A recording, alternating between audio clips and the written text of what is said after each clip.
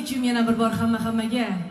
Sizlar bilan bugun juda ham diydor ko'rishib turganimdan bag'oyatda xursandman. Gulim bahar yozda